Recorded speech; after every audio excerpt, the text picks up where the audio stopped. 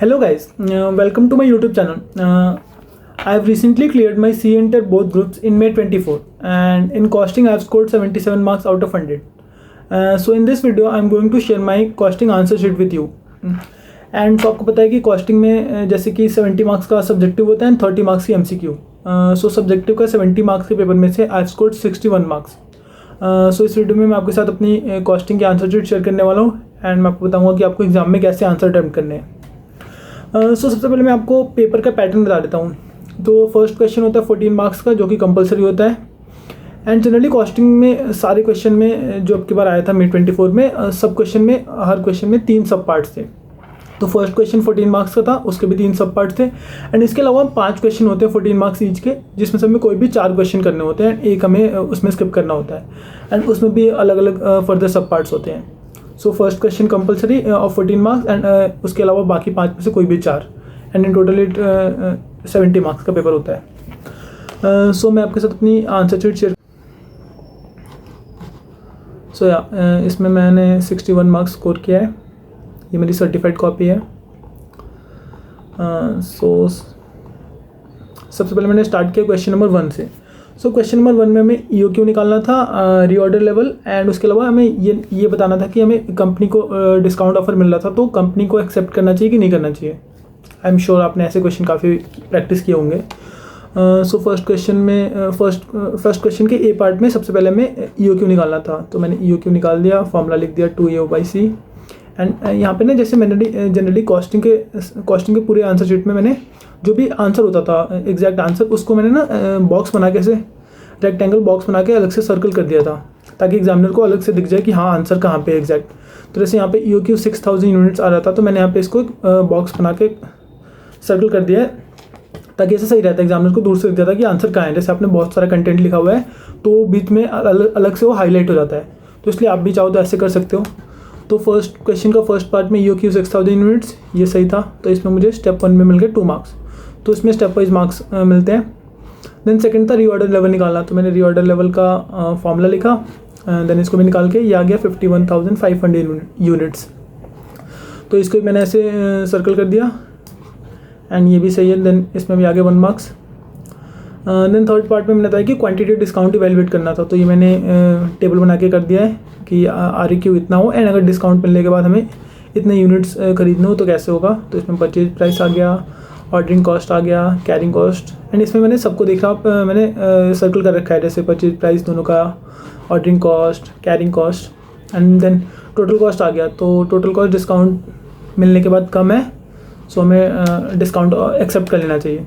सो ये मैंने लिख दिया. तो ये वाला पार्ट भी सही है मेरा, इसमें भी 2 मार्क्स मिल गए. सो इन टोटल फर्स्ट का ये था फॉर 5 मार्क्स जिसमें मुझे टोटल मिल गए 2 marks in first part. Second part था 1 मार्क्स का, इसमें 1 marks and third part was for 2 marks, तो इसमें भी 2 मार्क्स मिल गए. तो टोटल मुझे इसमें 5 आउट ऑफ 5 मार्क्स मिल गए. ठीक है. देन फर्स्ट का B पार्ट था, इसमें मैं ज्वाइंट कॉस्ट था उसको हमें एलोकेट करना था 2 मेथड्स यूज़ करके, physical unit method and contribution margin method. तो सबसे पहले मैंने टोटल ज्वाइंट कॉस्ट निकाल दी, material, labour, variable, overhead, fixed overheads, total joint cost. And then उसके बाद ये सही है मेरा 60,000. इसके बाद उसको एलोकेट करना था फिजिकल यूनिट मेथड यूज़ करके और कॉन्ट्रीब्यूशन मार्जिन मेथड यूज़ करके. तो पहले मैंने फिजिकल यूनिट मेथड यूज़ करके निकाल दिया 20,000 for product A and 40,000 for product B. तो ये मेरा सही है, तो इस स्टेप के मुझे 1 मार्क्स मिल गए. देन इसके बाद हमें कॉन्ट्रीब्यूशन मार्जिन मेथड से निकालना था जो कि मैंने गलत निकाला है. यहाँ पे मुझे ठीक से आइडिया नहीं था. सो जैसे देखो, अगर आपने जैसे क्वेश्चन है उसमें आपने अगर कुछ पार्ट सही किया है कुछ पार्ट गलत है, तो ऐसा नहीं कि आपको पूरे क्वेश्चन के मार्क्स नहीं मिलेंगे. तो आपने जो स्टेप सही किया है सो स्टेप वाइज मार्किंग होती है, तो उसके स्टेप्स के मार्क मिल जाएंगे जो सही है.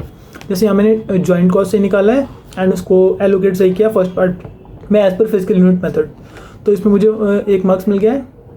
And then contribution margin method में मैंने गलती करी है, तो ये वाला यहाँ पे सेकंड स्टेप में मुझे 0 मार्क्स मिले. सो ठीक है, ये था. देन इसके बाद हमें निकालना था कि प्रोडक्ट में B को फर्दर प्रोसेस करके हम बेचेंगे तो उससे हमें प्रॉफिटेबिलिटी पे क्या इम्पैक्ट पड़ेगा. तो वो मैंने निकाल दिया कि फर्दर प्रोसेसिंग के बाद कितने नंबर ऑफ़ यूनिट्स होंगे, देन उसकी वैल्यू क्या होगी, then increase in sale value, cost कितना लग रहा है एंड हमें कितना नेट इंक्रीज कितना हो रहा है फर्दर प्रोसेसिंग करने से. तो मैंने निकाल दिया 1440. तो ये सही है मेरा. तो मैंने लिख दिया प्रॉफिट हमारा 1440 से रिड्यूस हो जाएगा। तो ये वाला स्टेप भी जैसे सही है, तो बीच में मेरा एक स्टेप गलत था एंड बाकी देन ऊपर वाला सही था एंड नीचे वाला पॉइंट भी सही है। तो इसमें मुझे मिल गया इन टोटल फर्स्ट के बी में 2 मार्क्स एंड फर्स्ट का भी था 5 मार्क्स के लिए। तो इसमें मुझे बीच में एक पार्ट गलत हुआ तो उसके लिए मार्क्स डिडक्ट हुए एंड बाकी उसके अलावा मुझे मिल गया है 2 marks out of 5। Then first का सी था, इसमें हमें 2-3 चीज़ें निकालनी थी, actual hours worked, standard hours for actual output, activity ratio and standard capacity usage ratio. तो ये रेशो से रिलेटेड था एंड बाकी आवर्स वर्कड से रिलेटेड मतलब लेबर वाले क्वेश्चन थे ये। तो मैंने एक्चुअल आवर्स वर्क निकाल दिया एंड इसमें मैंने ना हर आंसर को जैसे देखो ये पूरा अच्छे से मैंने सर्कल कर दिया है। तो फर्स्ट पार्ट था एक्चुअल आवर्स वर्कड, ये सही है मेरा। Then standard hours for actual output, ये मैंने यहाँ पे गलत निकाला है। देन थर्ड एक्टिविटी रेशो, ये मैंने निकाला नहीं, मुझे फॉर्मूला याद नहीं था, मैंने सोचा था बाद में करूँगा। सो ये मेरा ब्लैंक छूट गया। तो इसमें देखो मेरा फर्स्ट पार्ट सही है, देन सेकंड थर्ड गलत है, थर्ड मैंने किया ही नहीं है। देन फोर्थ में स्टैंडर्ड कैपेसिटी यूसेज रेशो निकालना था, तो ये भी मैंने निकाल दिया, ये मेरा सही है। तो फर्स्ट के सी में मतलब मेरे 2 पार्ट मैंने सही किए, 2 गलत किए, ये टोटल 4 मार्क्स का था। तो आई थिंक 1 मार्क्स ईच। तो फर्स्ट एंड ये लास्ट सही है, तो मुझे इसमें मिल गए 2 मार्क्स। तो फर्स्ट के सी में मुझे मिल गए 2 मार्क्स। तो फर्स्ट का ए था 5 मार्क्स के लिए, बी 5 के लिए एंड सी 4 के लिए। तो फर्स्ट का ए में मुझे 5 आउट ऑफ 5 मिल गए, सेकंड में 2 एंड थर्ड में भी 2। तो इन टोटल मुझे मिल गया 9 marks, 9 marks out of 14 marks. ठीक है। देन इसके बाद मैंने नेक्स्ट क्वेश्चन किया, फिर क्वेश्चन 2 में हमें निकालना था, वेट अ मिनट, अच्छा मैं डिफरेंट कस्टमर्स थे तो उनके हिसाब से मैं निकालना था कि उनके हमारी ऑपरेटिंग इनकम टोटल कितनी आ रही है डिफरेंट कस्टमर से, एंड उनको टोटल परसेंटेज भी निकालना था, उनको रैंक देनी थी कि कौन से कस्टमर से हम सबसे ज़्यादा अर्निंग कर रहे हैं। तो ये मैंने टेबल बना के कर दिया, स्टेटमेंट बना के। तो यहाँ पे सेल्स वैल्यू, देन यहाँ पे मैंने टोटल कॉस्ट निकाल दी बीच में, order processing cost, and basically ये था कि अलग अलग कॉस्ट जो थे टोटल उसको हम कैसे एलोकेट करते हैं, मतलब किस किस बेसिस पे एलोकेट करेंगे। जैसे अपना ऑर्डर प्रोसेसिंग कॉस्ट था तो उसको पर ऑर्डर बेसिस पे कर दिया, कस्टमर विजिट कॉस्ट है तो विजिट के हिसाब से, डिलीवरी कॉस्ट डिलीवरी किलोमीटर्स के हिसाब से, एक्सपेडिड डिलीवरी कॉस्ट ये एक्सपेडिड डिलीवरी के हिसाब से, then cost of shirt sold तो वो कितने शर्ट्स हमने बेचे उसके हिसाब से। तो ये मैंने टोटल कॉस्ट को हर कस्टमर के हिसाब से मैंने एलोकेट कर दिया। यहाँ पे wholesale customer 1, 2 and retail customer 1, 2 था। तो ये टोटल कॉस्ट मैंने एलोकेट कर दिया सब में, यहाँ पे टोटल कॉस्ट आ गया। एंड यहाँ पे भी जैसे देख रहे हो स्टेप मार्किंग हुई, जैसे स्टार्टिंग का आई थिंक ये टोटल कॉस्ट निकालना है वो सही है, तो यहाँ पे मुझे 3 मार्क्स मिल गया स्टेप 1 में। देन टोटल कॉस्ट निकाल दिया। देन इसके बाद नेट ऑपरेटिंग इनकम, मतलब जो ऊपर सेल्स वैल्यू आई है ए एंड टोटल कॉस्ट है बी, ए माइनस बी करके नेट ऑपरेटिंग इनकम आ गया। तो यहाँ पे भी फिर मुझे स्टेप मार्क्स मिल गए हैं 5। देन एंड में मैंने नेट ऑपरेटिंग इनकम निकालने के बाद percentage of operating income to revenue निकाल दिया, मतलब सेल्स से परसेंटेज कितने परसेंटेज हमें ऑपरेटिंग इनकम हो रहा है हर कस्टमर के लिए। तो अलग अलग मैंने निकाल दिया एंड देन उनको रैंक कर दिया, जैसे कि ये सबसे हाईएस्ट है तो 1, देन ये 2, ये 3 एंड ये 4। तो इसमें हमें सेल्स निकालना था, कॉस्ट एलोकेट करना था एंड ऑपरेटिंग इनकम निकाल के उनको रैंक कर देना था ऑपरेटिंग इनकम के बेसिस पे। तो ये मैंने पूरा सही किया। देन सेकंड ए में मुझे मिल गया 8 मार्क्स एंड ये था 8 मार्क्स के लिए। तो second A was for 8 marks and इसमें मुझे 8 मार्क्स मिल गए। एंड ये काफ़ी मतलब दिखने में छोटा बट हाँ काफ़ी कैलकुलेशन थी एंड थोड़ा दिमाग लाना था कि कौन से कॉस्ट को किस बेसिस पे एलोकेट करेंगे। सो ये क्वेश्चन 2 का ये मेरा सही हो गया, इसमें मुझे फुल मिल गए 8 आउट ऑफ 8। देन क्वेश्चन 2 का बी था, इसमें मैं एयरलाइन की कॉस्ट थी, मैं निकालना था कि पर फ्लाइट जो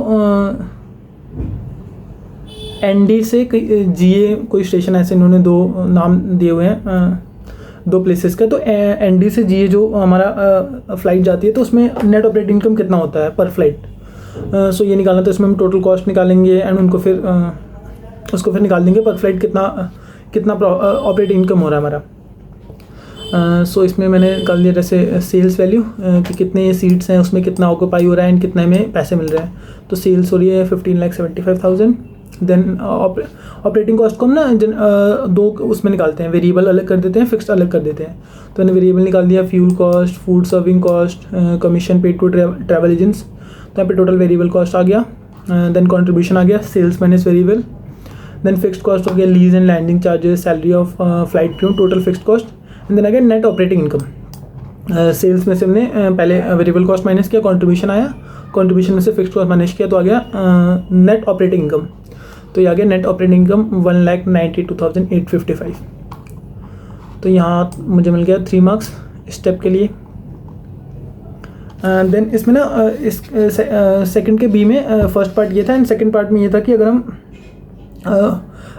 फ़्लाइट का फेयर रिड्यूस कर देंगे तो पैसेंजर्स बढ़ जाएंगे। तो क्या वो प्रपोजल हमें एक्सेप्ट करना चाहिए, नहीं करना चाहिए, मतलब हमें फ़्लाइट का फेयर जो है उसको रिड्यूस करना चाहिए कि नहीं। तो वो हमने कंपैरिजन कर दिया कि अगर फेयर रिड्यूस करते हैं तो पैसेंजर्स बढ़ेंगे, तो उसके बाद हमारा नेट ऑपरेटिंग इनकम कितना होगा।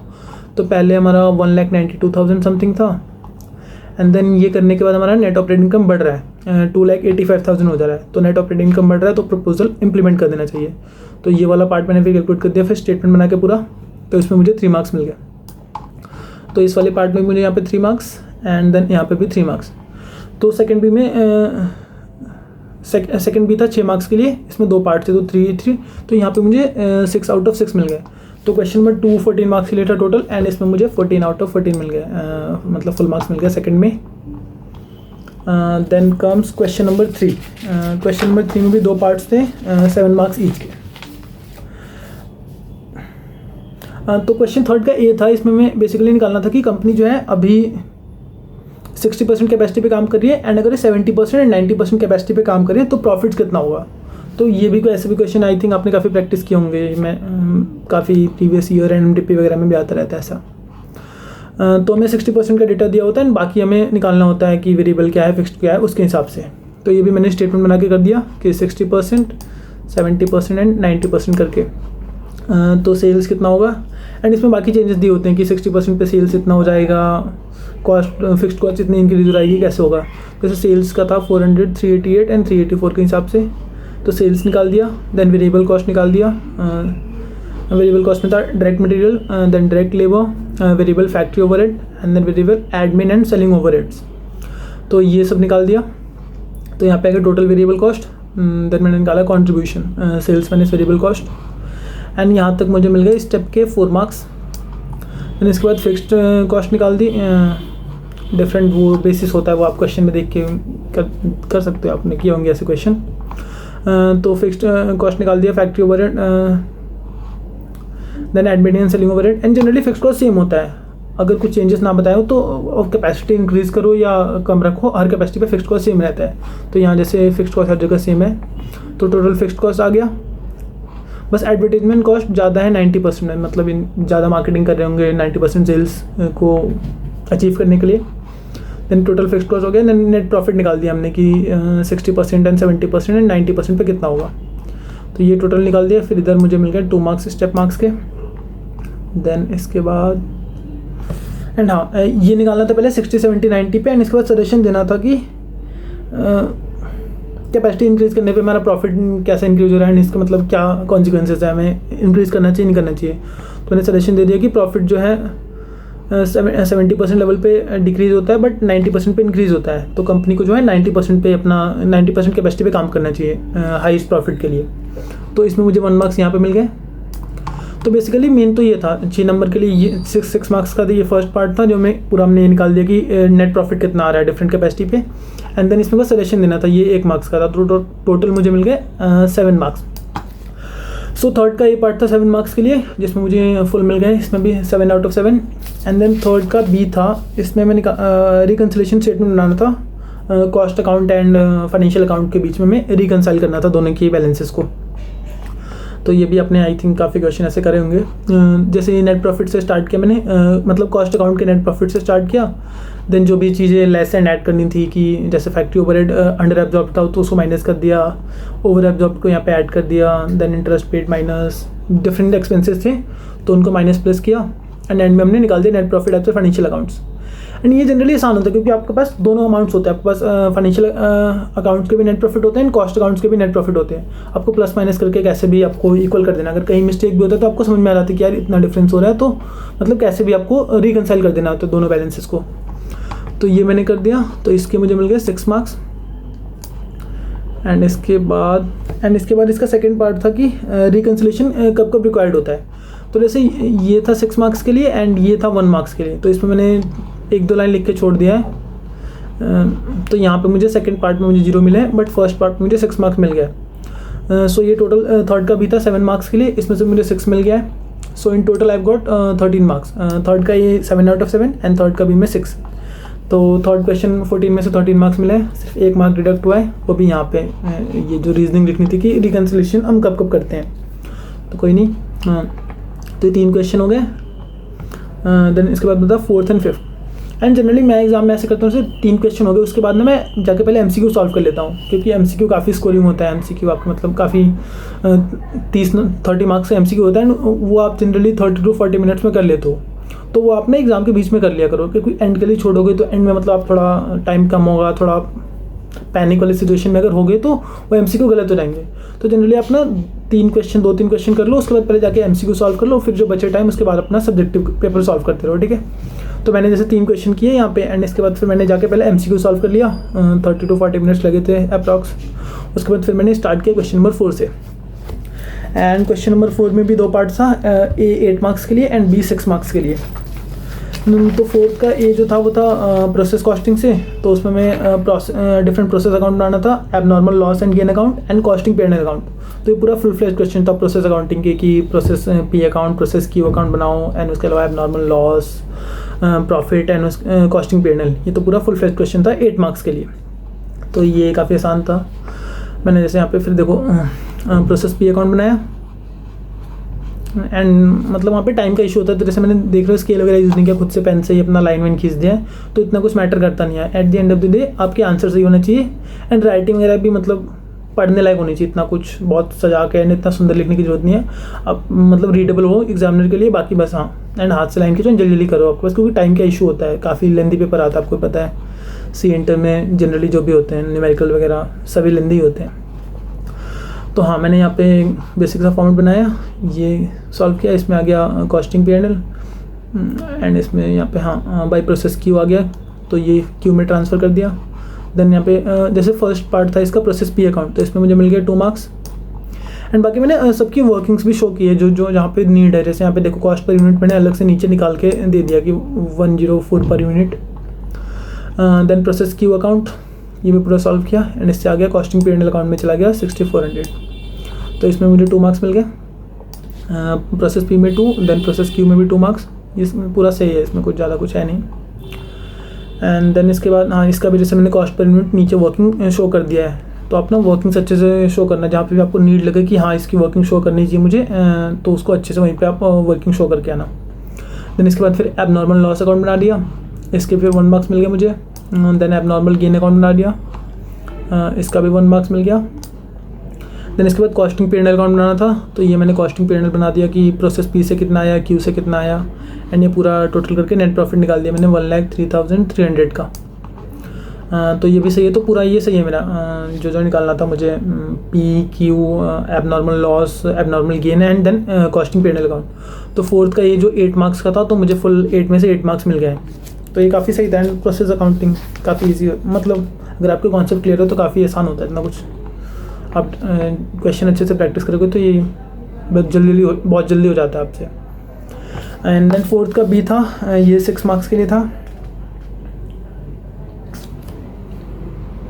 इसमें मैं अंडर एब्जॉर्प्शन निकालना था कि प्रोडक्शन ओवरहेड टोटल कितना होगा, मतलब एक्चुअल कितना कॉस्ट हो रहा है, एंड देन कितना हम चार्ज करेंगे, एंड कितना अंडर एब्जॉर्प्शन या फिर ओवर एब्जॉर्प्शन कितना होगा।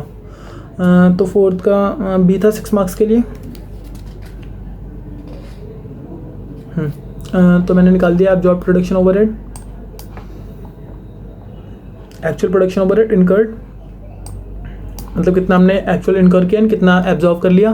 एंड देन यहाँ पे अंडर एब्जॉर्प्शन आ गया 64,000 का, एंड यहाँ पे फिर आप देख रहे हो मैंने 64,000 को सर्कल कर दिया है। तो ये हो गया, इसमें मुझे स्टेप के मिल गए 2 मार्क्स। इसके बाद इसका सेकंड पार्ट में था कि अंडर एब्जॉर्प्शन का क्या ट्रीटमेंट होगा कॉस्ट अकाउंट्स में। तो इसका भी आपने आई थिंक अगर क्वेश्चन प्रैक्टिस किया तो आपको पता होगा कि इसके डिफरेंट चीज़ें होते हैं कि लाइक कि सोल्ड यूनिट्स पे कैसे चार्ज करते हैं, फिनिश्ड गुड्स पे कैसे, WI पे कैसे चार्ज करते हैं, एबनॉर्मल गेन या एबनॉर्मल प्रॉफिट पे कैसे चार्ज करते हैं हम इसको। तो ये मैंने पूरा जैसे निकाल दिया, टोटल कंप्लीटेड यूनिट्स कितने हुए हैं, मतलब टोटल जो 18,000 इक्विवेलेंट यूनिट्स हैं, इसमें से 10,000 क्या कहते हैं यूनिट सोल्ड है, फिनिश गुड्स 8,000 एंड WIP में 2,000। तो जैसे यहाँ पे देखो 20% जो था वो डिफेक्टिव प्लानिंग से था, तो वो हम सीधा कॉस्टिंग P&L में भेज देंगे। एंड ये पूरा इसमें थ्योरी लिखनी थी बेसिकली कि कौन सा कहाँ भेज देंगे। इसके बाद फिर 80% जो था वो इक्विवेलेंट यूनिट्स के हिसाब से हम उसे डिस्ट्रीब्यूट कर देंगे इस रेट के हिसाब से 2.56 पर यूनिट के हिसाब से। तो ये यहाँ तक मेरा सही है, तो इस स्टेप के 2 मार्क्स मिले। एंड देन यहाँ पे फिर sold units, finished goods and WIP units में मैंने 2.56 के रेट में इन्हें डिस्ट्रीब्यूट कर दिया। एंड उसके अलावा देन 25,600 जो थे यूनिट सोल्ड रिलेटेड वो कॉस्टिंग P&L में जाएगा। देन 20,480 जो है क्लोजिंग स्टॉक से रिलेटेड था, तो वो उससे कॉस्ट ऑफ फिनिश्ड गुड्स को इंक्रीज़ कर देंगे। एंड WIP यूनिट्स जो है उससे कॉस्ट ऑफ WIP को इंक्रीज़ कर देंगे। तो ये पूरा अच्छे से मैंने रीजनिंग लिख दिया। एंड ऐसे आप क्वेश्चन सॉल्व करोगे आपको पता होगा कि इसमें कैसे क्या लिखना होता है, इसका सेम फॉर्मेट यही होता है। एंड देन 4th का B में फिर जैसे यहाँ पे भी 2 मार्क्स मुझे मिल गए, यहाँ 2 नंबर यहाँ पे, 2 यहाँ पे एंड 2 यहाँ पे।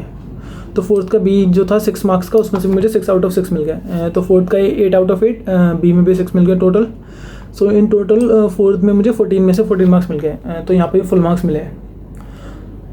हाँ, तो अभी तक तो काफ़ी सही जा रहा है। लाइक सेकंड में मुझे फुल मार्क्स मिले, 3rd में 1 नंबर कटा है 14 में से 13, एंड देन 4th में भी 14 आउट ऑफ 14।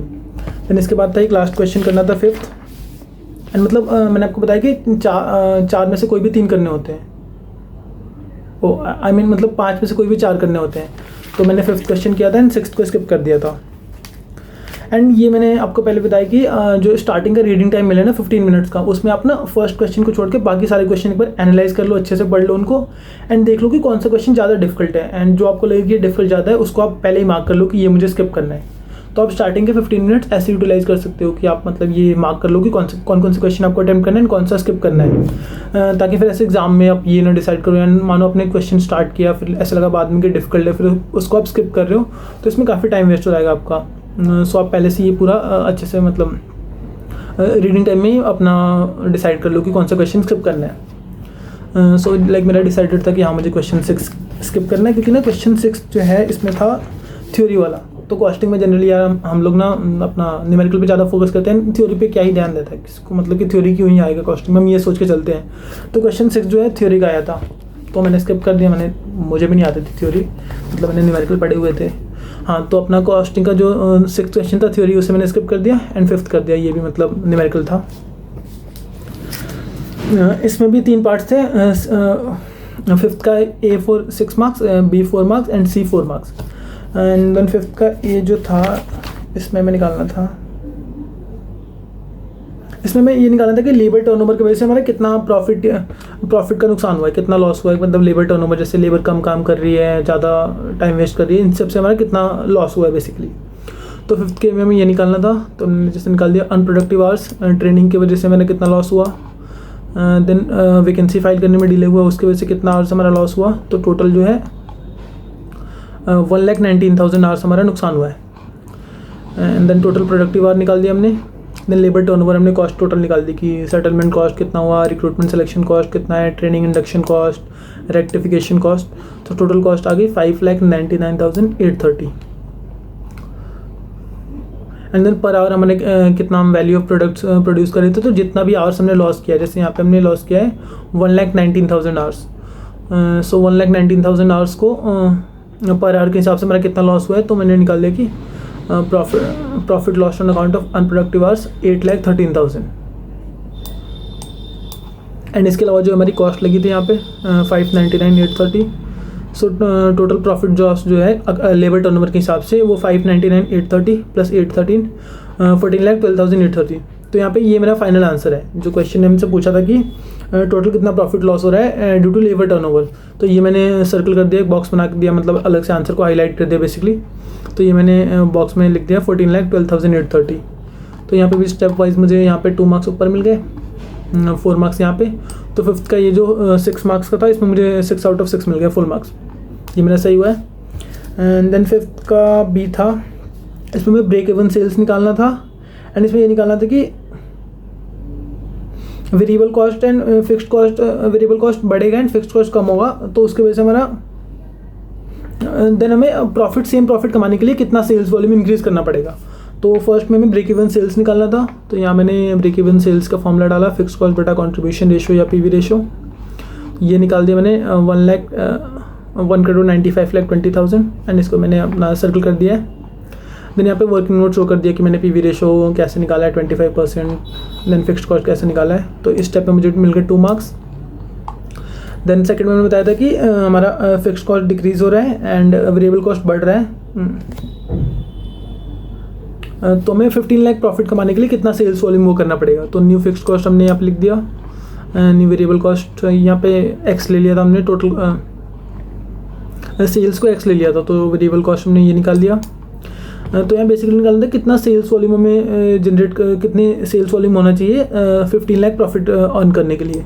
तो फॉर्मूला लगा दिया मैंने, फिक्स्ड कॉस्ट प्लस प्रॉफिट बटा पीवी रेशियो एंड ये फिर यहाँ पे टोटल ये आंसर आ गया मेन। इसको मैंने यहाँ पे बॉक्स बना दिया अलग से, मतलब हाईलाइट कर दो आप आंसर को, तो ये आ गया 277,64,705। तो ये मेरा सही है। एंड बाकी डेसिमल का आप ना जैसे 2 डिजिट तक कर सकते हैं, क्योंकि ना जनरली क्या होता है कॉस्टिंग या न्यूमेरिकल के पेपर में ना 10-15 रुपये ऊपर नीचे का भी मतलब अप्रॉक्स में इतना चल जाता है, क्योंकि आप काफ़ी जैसे 2-3 बार डिवाइड मल्टीप्लाई करोगे तो इतना चलता है, 10-15-20 तक का भी ऊपर नीचे अगर हो तो आई थिंक वो काम कर जाता है अप्रॉक्स में। तो ये मैंने कर दिया, यहाँ पे भी ये आंसर सही है। तो 5th के बी में यहाँ मुझे 2 मार्क्स मिल गए, स्टेप 1 एंड स्टेप 2 इस स्टेप का 2 मार्क्स मिल गए, तो टोटल मुझे मिल गए 5th के बी में 4 मार्क्स। तो यहाँ पे मुझे फुल मिल गया, 5th बी था 4 मार्क्स के लिए and I have got 4 out of 4। And then बचा 5th का सी एंड ये था थ्योरी क्वेश्चन। मतलब यहाँ पे पूछा गया था basically feedback control and feed forward control में क्या डिफरेंस होता है।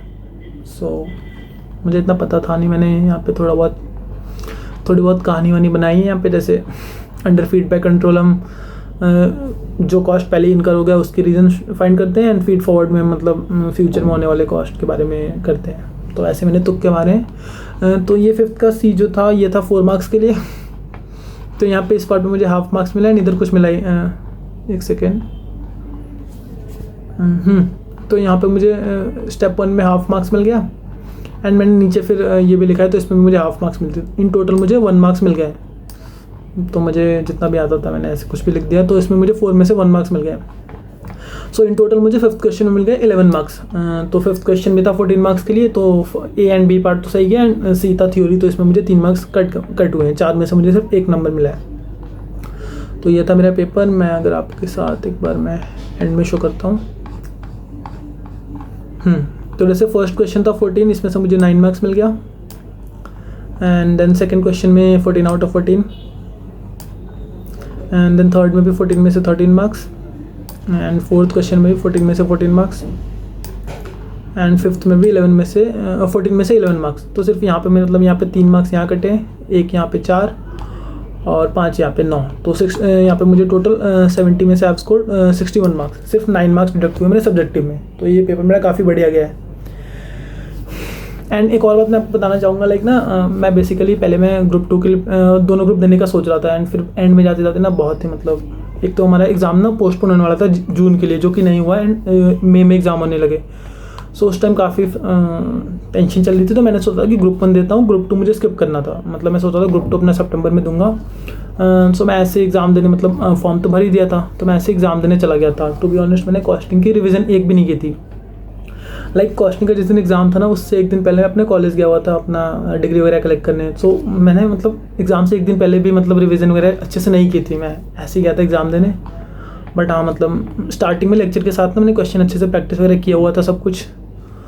सो इस वजह से इसमें मुझे कॉस्टिंग में मतलब काफ़ी सही गया। सब्जेक्टिव पेपर तो बहुत सही गया, मतलब मेरा 70 में से 61 marks and to be honest मैंने मतलब एक भी रिवीजन नहीं की थी, आप ये मान सकते हो। तो ऐसा था। एंड इसके अलावा फिर MCQ मैं आपके साथ शेयर करूँ तो कॉस्टिंग का जैसे MCQ मेरा काफ़ी इसमें बहुत कम मार्क्स आए, लाइक 16 आउट ऑफ 30 मार्क्स। अगर मेरा MCQ सही क्या होता ना कॉस्टिंग का तो आई वुड हैव स्कोर्ड 80+। मतलब जैसे यहाँ पे मुझे सिर्फ 9 मार्क्स डिडक्ट हुए हैं, बट यहाँ मेरा 14 मार्क्स कट हुआ है, मतलब 30 में से सिर्फ 16 नंबर आए। ये मतलब 15 MCQ करने होते हैं 2 मार्क्स ईच के, तो इसमें से सिर्फ मुझे मेरे 8 सही हुए एंड 7 गलत हो गए। तो यहाँ पे 14 नंबर कट गए एंड यहाँ पे कटा मेरा 9 नंबर 23।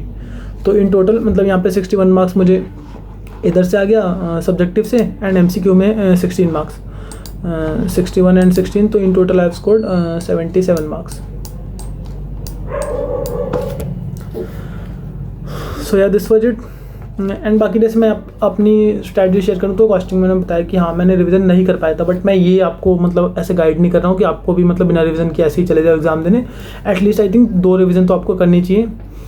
एंड मतलब मैंने क्लासेस ली थी कॉस्टिंग की नमित सर से, एंड मतलब Namit sir is the best. मतलब अगर आप कॉस्टिंग एंड एफएम की भी अगर आपको क्लासेस लेनी है तो आप नमित सर की क्लासेस रेफर कर सकते हो। मतलब सर काफ़ी क्वेश्चन कराते हैं सर, मतलब जितने भी आपके स्टडी मैट के क्वेश्चन हैं, previous year MTP RTP and previous year सारे क्वेश्चन है सब कराते हैं सर ने। मतलब बुक में ना क्वेश्चन बाइफरकेट किया हुआ है, लाइक बुक क्वेश्चन अलग है जो स्टडी मैट वाले होते हैं, study mat and MTP RTP वाले क्वेश्चन, एंड जो भी प्रीवियस ईयर क्वेश्चन है उसको आप सर ने अलग से बाइफरकेट कर रखा है। मतलब काफ़ी क्वेश्चन कराते हैं, most of the question sir खुद ही सॉल्व कराते हैं।